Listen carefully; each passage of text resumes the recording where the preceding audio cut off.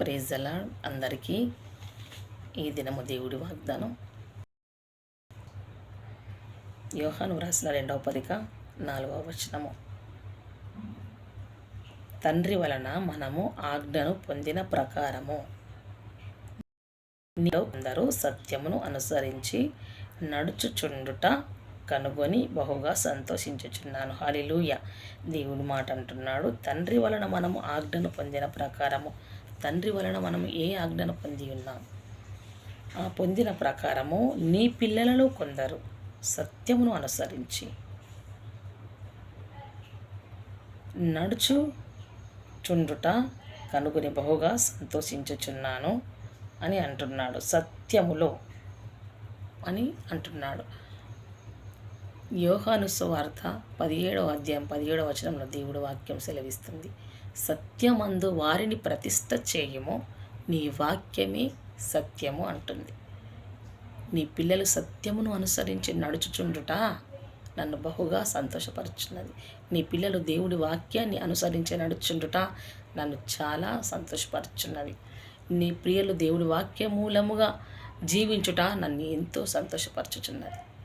ఆయన వాక్యమే సత్యము, ఆ సత్యంలో వారిని ప్రతిష్ఠ చేయము అని అంటూ సంతోషపడుతున్నది అని 5వ వచనం చూసినట్లయితే, కాగా అమ్మ క్రొత్త ఆజ్ఞ నీకు వ్రాసినట్టు కాదు. మొదటగా చదువుకో 4వ వచనంలో, తండ్రి వలన మనము ఆజ్ఞ పొందిన ప్రకారము మనం పొందినట్లు మన పిల్లలు కూడా, నీ పిల్లలు కొందరు సత్యంలో అనుసరించి నడుస్తున్నారు. హల్లెలూయా. మనము పొందిన ప్రకారం మన పిల్లలు కూడా నడుస్తున్నారు. కాబట్టి అక్కడ ఆజ్ఞ అన్నాడు. అదే 5వ వచనం మరలా, కాగా అమ్మ క్రొత్త ఆజ్ఞ నీకు వ్రాసినట్టు కాదు, కానీ మొదట నుండిన మనకు కలిగిన ఆజ్ఞనే వ్రాయిచున్నాను. హల్లెలూయా. మొదట మనకు ఏ ఆజ్ఞ ఉంది అదే దేవుడు వ్రాసి ఉన్నాను అని చెప్తున్నాడు. ఆజ్ఞ రాసినట్టు మొదట నుండిన ఆజ్ఞ రాయిచున్నాను. మనము ఆ ఆజ్ఞ ఏమిటి మరి? మనము ఒకరినొకరు ప్రేమింపవలనని నిన్ను వేడుకొనుచున్నాను. హల్లెలూయా. ఆయన రాసిన మొట్టమొదటి ఆజ్ఞలో ప్రేమ దోషములను కప్పివేయును, ప్రేమ కనికరపడను, ప్రేమ క్షమించును. ప్రేమ ఏది పూర్వమిది జ్ఞాపకం చేసుకోకుండా క్షమించును. ఆయన సిలువలో కార్చిన ఆ రక్తము ప్రేమించి, ఆయన సిలువ త్యాగము ఒక బలమైన ప్రేమ. ఆయన ప్రేమించి మనం చేసిన ప్రతి దోష పాపమును కడిగివేసి మనల్ని ఆయన సిలువ చెంతకు రమ్మని దేవుడు పిలుస్తున్నాడు. ప్రేమతో లోకమును దేవుడు ఎంతో ప్రేమించాడు. కాబట్టి ఇక్కడ మళ్ళీ అంటున్నాడు కింద ఏమంటూ 6వ వచనంలో, మనం ఆయన ఆజ్ఞల ప్రకారము నడుచుటయే ప్రేమ. ప్రేమ ఎలా ప్రేమిస్తున్నావు? దేవుణ్ణి ఎలా ప్రేమిస్తున్నావు? నువ్వు వాక్యం చదవగానే సత్యమంతా ప్రతిష్ఠించుకున్నావు. చదవగానే కాదు, అది ప్రతిష్ఠ చేయబడాలి. ఆ సత్యంలో ప్రతిష్ఠ చేయబడినట్లయితే, వాక్యంను రుచి చూసినట్లయితే, దానిలోని సారాంశంను మనము అనుసరించి అనుభవించినట్లయితే, క్రీస్తు ప్రేమ ఎట్టిదో మనము తెలిసి కొన్న వారం ఇలా నిలిచి నడుస్తున్నాము అని దేవుడు వాక్యం మనల్ని ఉదక చేయించి మనల్నిగా నిలబెట్టినప్పుడు మనలోకి పరిపూర్ణమైన ప్రేమ మనలో ఆరంభమవుతుంది.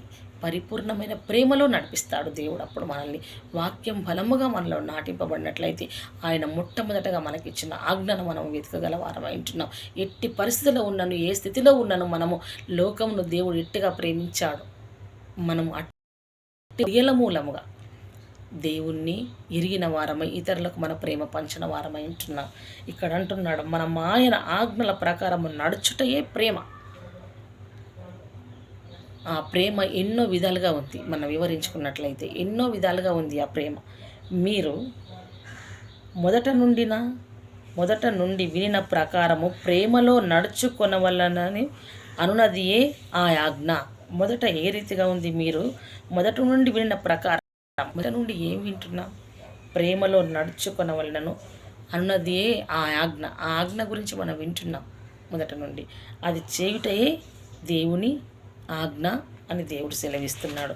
అదే యోహాను వ్రాసిన మొదటి పత్రికలో చూసినట్లయితే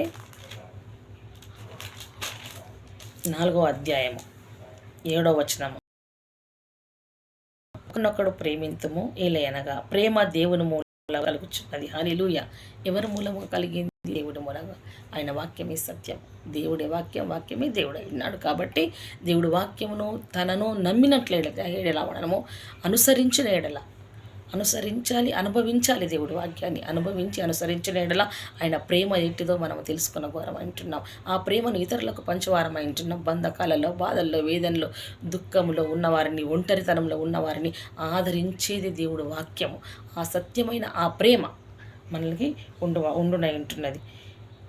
ప్రియులారా, మనం ఒకరినొకడు ప్రేమించము, ఏలైనగా ప్రేమ దేవుని మూలము కలుగుచున్నది. ప్రేమించు ప్రతివాడును దేవుని మూలముగా పుట్టినవాడై దేవుని ఎరుగును. హల్లెలూయా.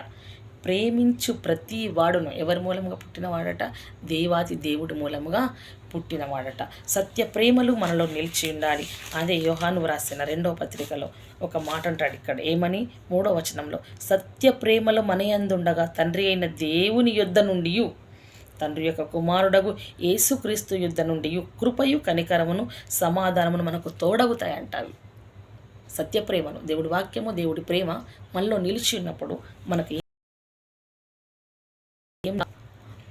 సత్యప్రేమలు మనయందు ఉండగా తండ్రి అయిన దేవుని యొద్ద ఉండి, తండ్రి యొక్క కుమారుడగు యేసుక్రీస్తు యొద్ద నుండి కృపయు సమాధానమును కనికరమును మనకు తోడై ఉండి మనల్ని నడిపిస్తాయంట. దేవుడు ఇచ్చిన మొదటి ఆజ్ఞ ప్రేమ. ఆయన వాక్యమే సత్యము. సత్యములో ప్రతిష్ఠ చేసినప్పుడు మొదట అనుభవించిన మీరు తండ్రి యొద్ద నుండి వచ్చిన ఆజ్ఞను, తండ్రి వలన మనం పొందిన ఆజ్ఞ ప్రకారము మనము, నీ పిల్లలు కూడా అది అని దేవుడి మాట.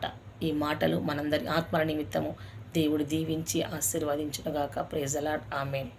ఈ దినము జన్మదిన కార్యక్రమంలో పెళ్లి రోజులు జరుపుకుంటున్న ప్రతి ఒక్కరికి దేవుడి ప్రేమ నిలిచి ఉండునుగాక. వారి కుటుంబాలలో దేవుడి వాక్యము నిలిచి ఉండునుగాక.